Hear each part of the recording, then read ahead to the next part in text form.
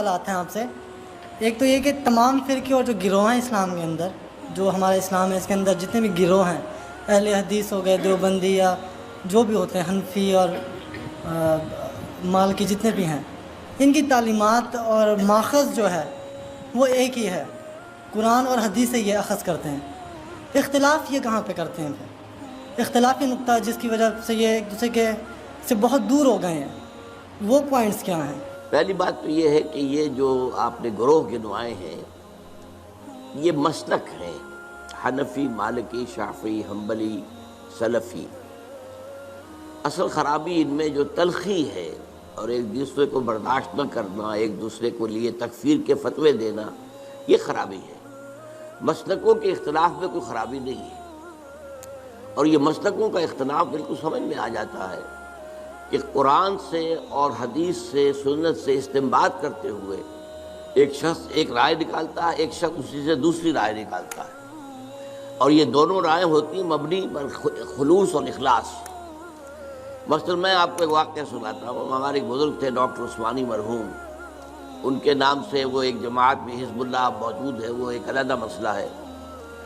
انہوں نے ایک دفعہ درس دیا اور اس میں نماز باجماعت کے التزام اور پابندی کے لیے زور دینے کے لیے انہوں نے وہ واقعہ بیان کیا کہ حضور صلی اللہ علیہ وسلم جب مرض وفات میں مبتلا تھے تو ظاہر بات ہے کہ چند نمازوں میں وہ مسجد نبوی میں نہیں آ سکے اپنی بیماری کی وجہ سے.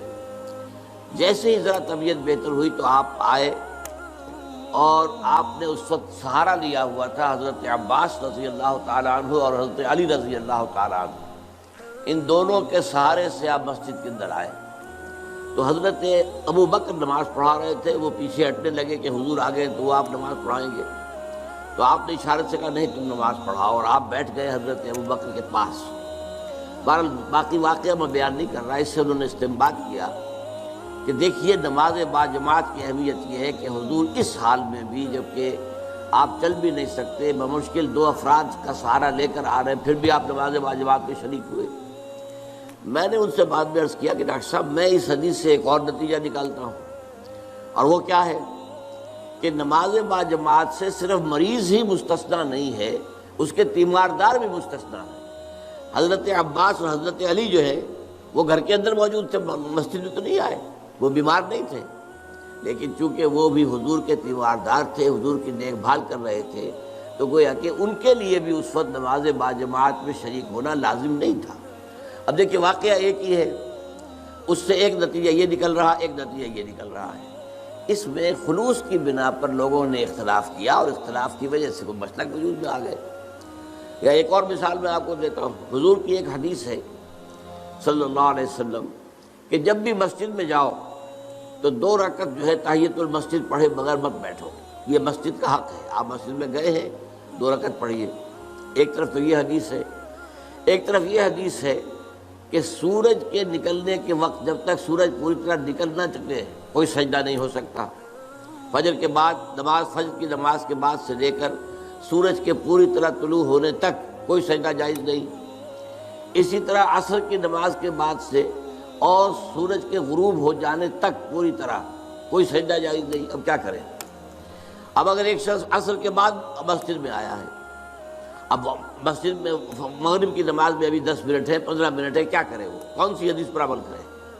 پہلی حدیث پر عمل کرے یا دوسری پر کرے؟ پہلی حدیث پر عمل کرتا ہے تو گویا کہ وہ ممنوع اوقات میں سجدہ کر رہا ہے. دوسری پر عمل کرتا ہے تو جو پہلی حدیث ہے اس پر عمل رہ گیا. اب اس میں لوگوں نے اصول بنایا ہے کہ جہاں کسی چیز سے روکا جائے وہ زیادہ قوی ہے بنسبت اس کے جس میں حکم دیا جائے. تو روکا جانے والا معاملہ یہ ہے کہ نماز مت پڑھو فجر کے بعد سے سورج کے پوری طرح طلوع ہو جانے تک، اور عصر کے بعد سے سورج کے پوری طرح غروب ہو جانے تک. اب اس میں اختلاف ہے. تو اختلافات جو ہیں وہ قطعاً کوئی غیر فطری بات نہیں ہے. ایک اور واقعہ ہوا حضور کے زمانے میں، جب یہ جو غزوہ احزاب ہوا ہے، تو جب جو کفار جو تھے جو باہر سے آئے تھے اور گھیرا ڈالے پڑے ہوئے تھے چلے گئے، تو اب حضور صلی اللہ علیہ وسلم اپنے ہتھیار اتار رہے تھے. حضرت جبرائیل آئے، آپ ہتھیار اتار رہے ہیں، ہم نے تو ابھی تک ہتھیار نہیں اتارے، بنو قریظہ کا معاملہ کرنا ہے ابھی. انہوں نے جو غداری کی اور عین جو ہے جنگ کے موقع کے اوپر عہد کی خلاف ورزی کی، انہیں سزا دینی ہے۔ اور چلیے حضور نے سب کو حکم دے دیا، اب کوئی مسلمان عصر کی نماز غالباً تھی نہ پڑھے جب تک کہ بنو قریظہ میں نہ پہنچ جائے، یعنی جلد از جلد بنو قریظہ کے علاقے میں پہنچ جائے۔ اب کچھ حضرات کا معاملہ ایسا ہوا کہ وہ ابھی راستے میں تھے، انہوں نے محسوس کیا کہ نماز جو ہے عصر کا، وہ تو اب عصر جو ہے وہ ہماری قضا ہو جائے گی، اب نکل رہا ہے، اب ہم وہاں پہنچ نہیں، ابھی تک کیا کریں؟ کچھ نے کہا کہ نہیں صاحب کچھ بھی ہو، نماز قضا ہو یا نہ ہو، حضور نے کہا نماز مت پڑھو جب تک بنو قریظہ کے علاقے میں نہ پہنچ جاؤ، تو ہم تو نماز نہیں پڑھیں گے۔ کچھ لوگوں نے کہا نہیں، یہ تو حضور نے اصل میں جلدی کرنے کے لیے تاکید کر کہا تھا، ورنہ مراد یہ نہیں تھی۔ انہوں نے نماز پڑھ لی۔ اب کچھ لوگوں نے نماز پڑھ لی، کچھ نے نہیں پڑھی۔ حضور کے سامنے جا کے بات رکھی گئی، حضور نے فرمایا دونوں نے صحیح کیا، یعنی دونوں نے استنباط کیا ہے اپنے اپنے اصول سے اور اپنی یعنی ایک عقلی صلاحیت کو برسر کار لاتے ہوئے، تو دونوں کا معاملہ ٹھیک ہے۔ اس اعتبار سے اختلافات سے زیادہ پریشان نہیں ہونا چاہیے۔ ان اختلافات کے اندر جو تلخی پیدا ہو گئی ہے وہ اس وجہ سے ہے کہ ہم نے ایک مذہبی پیشہ بنا لیا اپنے ہاں۔ اسلام میں کوئی مذہبی پیشہ نہیں ہے، ہر شخص نماز پڑھا سکتا ہے، ہر شخص جو ہے اپنے بچی یا بچے کا نکاح پڑھا سکتا ہے، ہر شخص اپنے والد یا والدہ کی نماز جنازہ پڑھا سکتا ہے، کسی مولوی کی ضرورت نہیں ہے۔